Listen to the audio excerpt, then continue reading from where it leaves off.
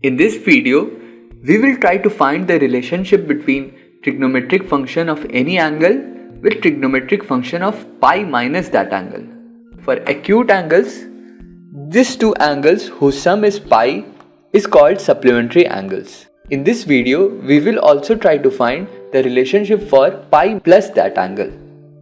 But before that, we will attempt a problem. Can you find relation between trigonometric function of pi by 2 plus theta for other functions?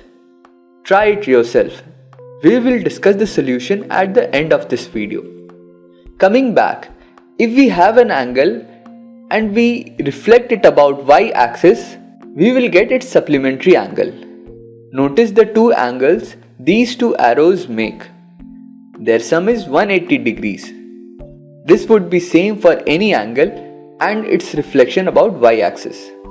But remember, an angle's measurement is done from positive x-axis. So supplementary angle of theta will be this one and not this.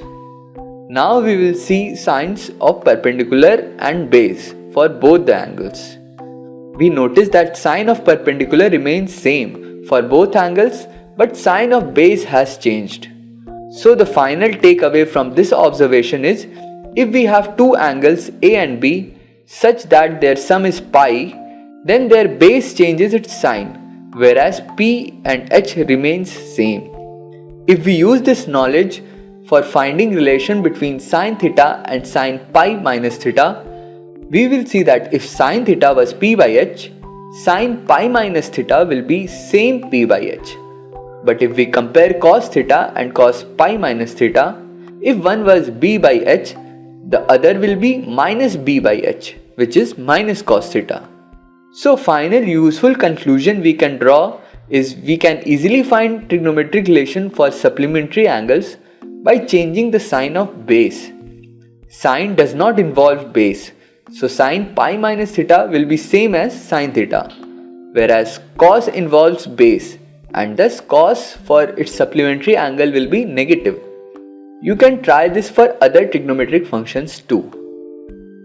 We have tried reflecting the angle about x-axis to get negative of an angle and reflected the angle about y-axis to get the supplementary angle. Let's try to reflect the angle about the center. This angle will be pi plus theta. To find the trigonometric function for angle pi plus theta, we will again look at the base and perpendicular for this angle and compare it with that of angle theta. We see here that the sign of both perpendicular and base has changed its sign. So any trigonometric function which has either P or B in its formula will change its sign, whereas one which has both will have same sign. So sin theta contains only P. So sin pi plus theta will be negative of sin theta, but tan theta contains both B and P. So tan pi plus theta will be same as tan theta. Now coming to the problem we had asked, we need to find relation between trigonometric function of pi by 2 plus theta for other functions.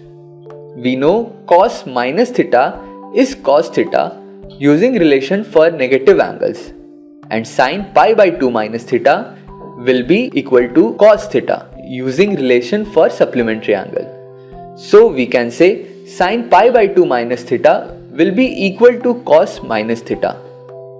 Now if we replace minus theta with t, we get this expression in terms of t. Understand this simple thing. T or theta is just a generalized angle which can be replaced with any particular angle we want to work with.